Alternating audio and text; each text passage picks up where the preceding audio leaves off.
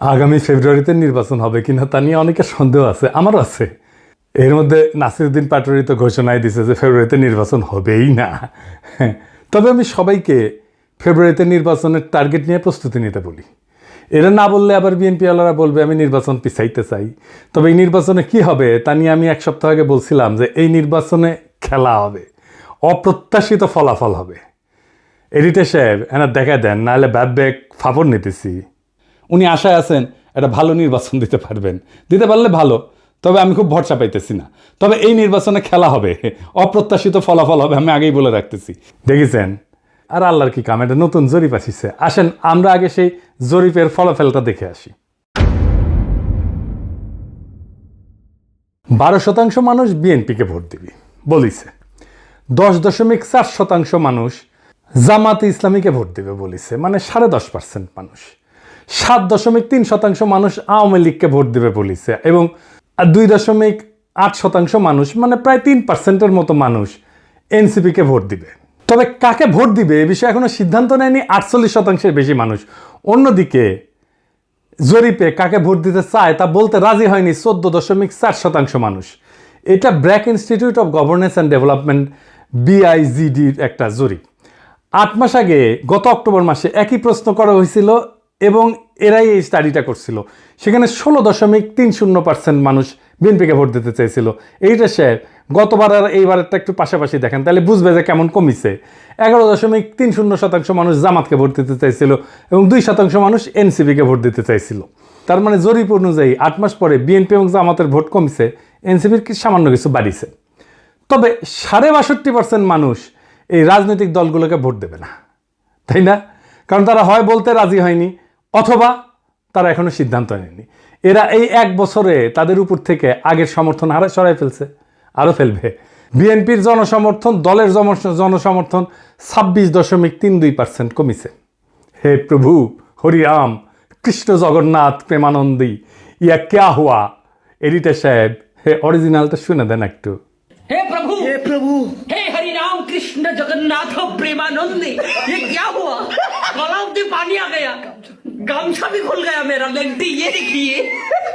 হ্যাঁ, সাপ্রি institute of critical thinking এর WhatsApp শাখার গলা পর্যন্ত পানি আগা। বিএনপিকে জিততে পারবে, তারা মনে করতেছে পারবে, কারণ আওয়ামী লীগের এই 7.3% ভোট তারা নিবে। কিভাবে তারা এটা নিবে, কৌশল কি? আসেন সেটা একটু বুঝে দেখি। তারা তাদের নেতাদের একটা অংশকে মুজিব, ধানমন্ডি, 32 নম্বর আওয়ামী লীগ নিষিদ্ধ করা প্রশ্নে আওয়ামী লীগের যে বয়ান সেটা ফেরি করার কাজে নামাই দিছে। আমরা জানি এই যে শেখ রুমিনুর রহমান, ফজা পাগলা, হাবিবুর রহমান হাবিব, এরা তো কেন্দ্রীয় পর্যায়ে, এমনকি জেলা পর্যায়ে, উপজেলা পর্যায়ে পর্যন্ত আওয়ামী লীগের ভোটার, বিশেষ করে হিন্দু সম্প্রদায়ের কাছে তারা একই বয়ান ফেরি করিচ্ছে। শুনেন, এটা বগুড়ার শাহ আলম সাহেব করছে। কিন্তু সংগঠন হিসেবে আওয়ামী লীগ নিষিদ্ধ চাই না। অথচ আজকে যারা বেহেশতের টিকিট দিতে চায়, জামাতের মধ্যে একটি নতুন সংগঠন করেছে হিন্দু জামাত, এটা কখনো সম্ভব?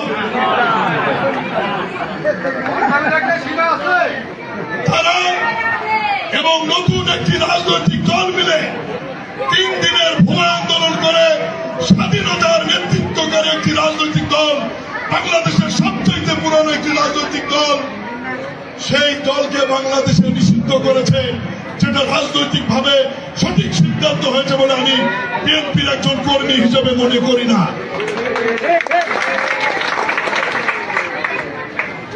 এই বাংলাদেশের ইতিহাস লিখতে গেলে মহান স্বাধীনতার ঘোষক শহীদ রাষ্ট্রপতি জিয়াউর রহমানের নাম লিখতে হবে। এই বাংলাদেশের স্বাধীনতার ইতিহাস রচনা করতে গেলে মুক্তিযুদ্ধের নেতৃত্বকারী দল আওয়ামী লীগের তৎকালীন সভাপতি শেখ মুজিবুর রহমানকে অস্বীকার করা যাবে না। এই 2 নেতাকে অস্বীকার করে নতুন বাংলাদেশ বিনির্মাণের কথা বলে, তো তাতে হয়তো এই 7%-এর 4-5% ভোট পাইতেও পারে, কিন্তু এটা পাইতে গিয়া আরো 8-10% নিজস্ব ভোট সে হারাবে। তাহলে আসলে রাষ্ট্র ক্ষমতায় কে যাবে?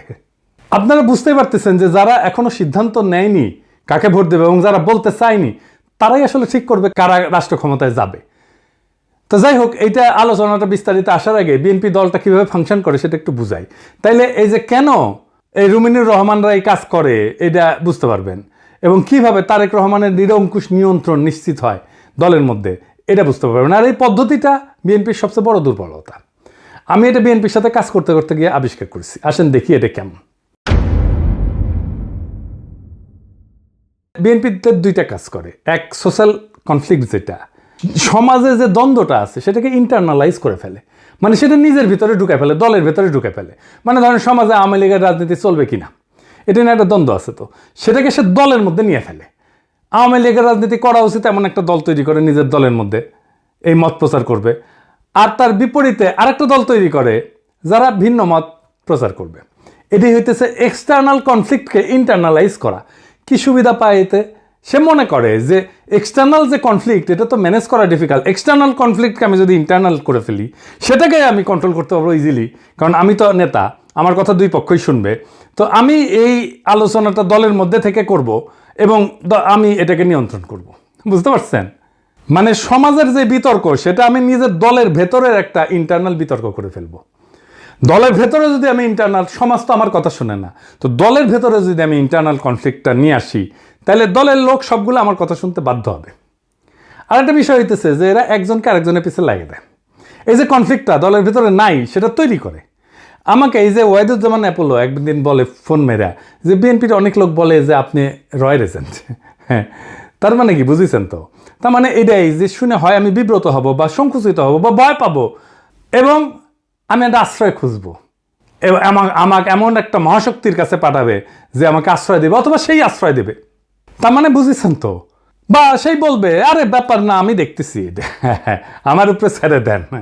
হ্যাঁ, তো সে তার দলের লোকদের উপর আনুগত্যটা কেনে, তারা এটা চাপে ফেলে ভয় দেখায় আনুগত্য আদায় করে। এটা বিএনপির কৌশল। যাই হোক, এই যে এক্সটার্নাল কনফ্লিক্টটাকে ইন্টারনালাইজ করে ফেলা, এটা তার নির্বাচনে আওয়ামী লীগের ভোট টানার একটা কৌশল। তো যাই হোক, এখন এই যে নির্বাচনী জরিপ, এটার প্র্যাকটিক্যাল ফলাফলটা কি? প্রথম ফল হইতেছে বিএনপি আগামী সরকার গঠন করতে পারছে কিনা এটা বিরাট সন্দেহের মধ্যে পড়ে গেল। ধরেন এনসিপি আর জামাত ঐক্য হইল, ওইদিকে বিএনপি নিজের ভোটের সাথে আওয়ামী লীগের ভোট আর জাপার ভোট মিলে একটা হাড্ডাহাড্ডি লড়াই হইল। তাও কি বিএনপি বা এনসিপি জামাত ক্ষমতা আসতে পারতেছে? না, পারতেছে না। কারণ 62.5% মানুষ জামাত, বিএনপি, এনসিপি কাউরে, এই 62.5%-এর ভয়েস হয়ে উঠতে পারবে যারা, তারাই আগামী সরকার তৈরি করবে। তাইলে কিভাবে এটা গড়ে উঠবে? বাংলাদেশ একটা রাজনৈতিক ফ্রন্ট গড়ে উঠবে। প্রকৃতি শূন্যতা পছন্দ করে না। এই 62% মানুষের একটা ফ্রন্ট গড়ে উঠবে। এই মানুষকে ভয়েস দিতে হবে। এই ফ্রন্ট দেশের নির্বাচনে জিতে আসবে। কিভাবে?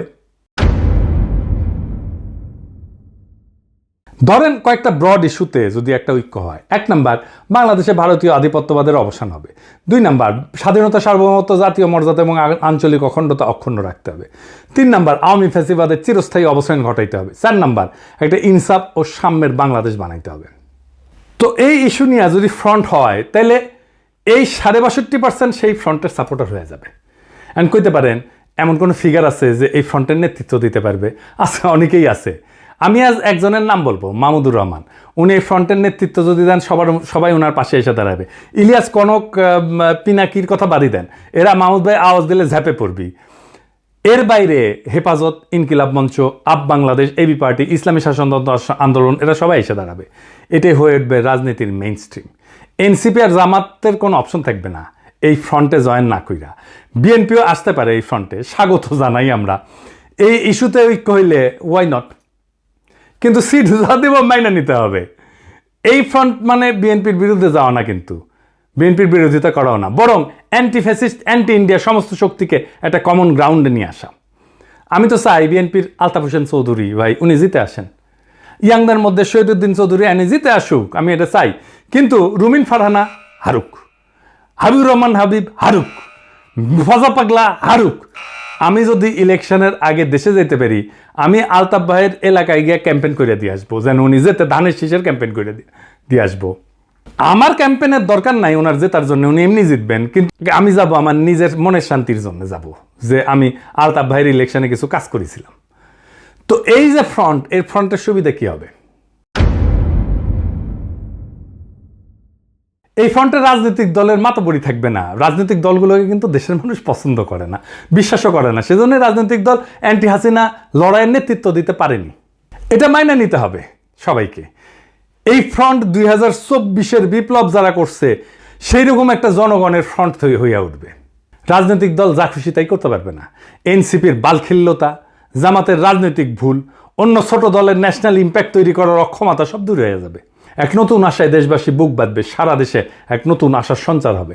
আমরা কলা গাছ যদি দাঁড় করাই দিই, বেশিরভাগ আসনে তারা জিতে আসবে। আমরা বিএনপির ট্রু ন্যাশনালিস্ট নেতাদের আসনে কোনো প্রার্থী দেব না। আমাদের মার্কা হবে বাম্বু। বাম্বুর দাবরা নিতে দেশকে আবার সঠিক রাস্তায় নিয়ে আসবো। এই 62% থেকে বাংলাদেশের আগামীর রাজনীতি উত্থিত হবে। এখন প্রশ্ন হচ্ছে, মাহমুদ ভাই কি রাজনীতিতে এভাবে আসতে রাজি হবেন? না, হবেন না। ওনারা যারা চেনেন তারা জানেন উনি হবেন না। এই ভিডিও দেখার পরে উনি আমার ফোন দিয়ে ঝাড়ি দিবেন, বলবেন এসব কি পাগলামি শুরু করিস, আমি আমার দেশ নিয়ে আসছি, আমার বয়স হয়েছে। তো যাই হোক, উনি যাই বলুক। সক্রেটিস বলছিলেন সেই নেতাই শ্রেষ্ঠ নেতা যে অনিচ্ছুক নেতা। মাহমুদ ভাই অনিচ্ছুক নেতা, তাই উনার বাংলাদেশের সেরা নেতা হওয়া সম্ভব। এইটারে বলে সিনাটাস আর্কিটাইপ। কঠিন লাগিচ্ছে হ্যাঁ কথাটা শুনে, টার্মটা শুনে, কিন্তু এটা খুব মজার ইতিহাস আছে। আসেন শুনি। উনার নাম ছিল লুসিয়াস কুইন্টিয়াস সিনসিনাটাস। 458 খ্রিস্টপূর্বাব্দে একজন রোমান সম্রাট ছিলেন তিনি। এই গল্পটা শুরু হয় একটা গভীর সংকট দিয়ে। রোমান সেনাবাহিনী কনসাল মিনুসিয়াসের অধীনে প্রতিবেশী উপজাতি ইকুইদের দ্বারা অবরুদ্ধ হয়ে পড়ে এবং ধ্বংসের মুখোমুখি হয়। রোম শহর আতঙ্কিত হইয়া যায়। এই চরম মুহূর্তে সিনেট মরিয়া হইয়া, উনি প্রাক্তন সেনাপতি ছিলেন সিনসিনাটাস, ওনাকে সম্রাট হিসাবে নিয়োগের পক্ষে ভোট দেয়। উনি তখন অবসর জীবনযাপন করেছিলেন এবং কৃষিকাজ করেছিলেন। সিনেটের একটা প্রতিনিধি দল তার ছোট খামারে পৌঁছায়, সেখানে তাকে তার জমিতে লাঙল চাষ করতেছে দেখে। দেশের ডাকে সাড়া দিয়ে সিনসিনাটাস একটা নতুন সেনাবাহিনী গঠন করে এবং অসাধারণ সামরিক অভিযানে একদিনের মধ্যে ইকুইদেরকে পরাজিত কইরা অবরুদ্ধ রোমান বাহিনীকে উদ্ধার করে রোম শহরকে রক্ষা করে। 6 মাসের জন্য ওনাকে সম্রাট বানানো হয়েছিল, কিন্তু 15 দিন বা 16 দিন পরে উনি ক্ষমতা চাইরা আবার চলে যান, ওনার ক্ষেতের মাঠে চলে যান কৃষিকাজ করতে। জর্জ ওয়াশিংটনের হিস্ট্রিও কিন্তু এইরকম। উনিও কৃষিকাজ করতে চলে গেছিলেন, ওনাকে ধৈর্য এনে প্রেসিডেন্ট বানানো হয়েছে। জিন্না 1930 সালে হতাশ হয়ে কংগ্রেস রাজনীতি ছেড়ে দিয়ে লন্ডনে যে ওকালতি প্র্যাকটিস করেছিলেন, প্রচুর ভালো প্র্যাকটিস করেছিলেন, কিন্তু খুব পসার হয়েছিল, জমজমাট প্র্যাকটিস, বিলাসবহুল জীবন ছিল। ওনারা ধৈর্য এনে মুসলিম লীগের নেতা বানানো হয়েছে, আর ভারতবর্ষের ইতিহাস বদলাই গেছে। এই যে আমাদের হাসান সৈয়দ সোহরাওয়ার্দী, তারও কিন্তু এরকম কাহিনী আছে। ওনার বোন বেগম শায়েস্তা ইকরামুল্লাহ সোহরাওয়ার্দীর লেখা জীবনীতে আছে। 1933 সালে সোহরাওয়ার্দী সিদ্ধান্ত নিল আর রাজনীতি করবেন না। ট্রেনে করে ভাইয়ের সাথে বোম্বে থেকে কলকাতা ফিরতেছিলেন। প্রোগ্রাম ছিল স্টেশনে নেমে বাসায় ফিরে রেস্ট নেবেন এবং ঘর সংসার করবেন। তো ওনার বড় ভাই ওনাকে ট্রেনে প্রতিজ্ঞা করেছে আর কখনো রাজনীতি করবা না। উনিও বলছেন আর করবো না ভাই। তো যাই হোক, হাওড়া স্টেশনে নামার সাথে সাথে হাজার হাজার মানুষ ওনাকে ঘিরে ধরে আল্লাহু আকবর, সোহরাওয়ার্দী জিন্দাবাদ স্লোগান দেওয়া শুরু করে। ওনার মাথায় নিয়ে মিছিল করা শুরু করে। কাম শেষ, উনি রাজনীতিতে স্থায়ী হয়ে যান। ইতিহাস বদলে যায়। আমার উপরে ছাইরা দেন, দেশের মানুষ যদি তৈরি থাকে তাহলে মাহমুদ ভাই আসবেন এই দায়িত্ব পালন করতে। আর কারা থাকবেন না আমার কইলাম না, কইলে এখনই লাভ দিয়ে উঠবেন। আমি বলছিলাম অপ্রত্যাশিত ঘটনা ঘটবে, সেই ঘটনার জন্য তৈরি হন, আমরা ইতিহাস সৃষ্টি করব অচিরেই। বাংলাদেশের রাজনীতি এখন এক সন্ধিক্ষণে দাঁড়ায় আছে। 62% মানুষের নীরবতা, এটাই আসল শক্তি, এটাই আগামী সিদ্ধান্ত গ্রহণকারী হাত। তারা কারো অন্ধ অনুসারী না, বরং তারা খুঁজতেছে এমন একটা প্ল্যাটফর্ম যেখানে থাকবে আত্মমর্যাদা, সার্বভৌমত্ব, ইনসাফ আর সাম্যের নিশ্চয়তা। ইতিহাসে আমরা বারবার দেখছি, যখন জাতি প্রস্তুত তখন নেতার আগমন অনিবার্য হয়ে যায়। সিনসিনাটাসের মতো, জর্জ ওয়াশিংটনের মতো, জিন্নার মতো, সোহরাওয়ার্দীর মতো। সেই নেতা হয়তো এখনো মাঠে নাই, কিন্তু মুহূর্ত আসলেই ইতিহাসের পাতা থেকে উঠে আসবেন তিনি।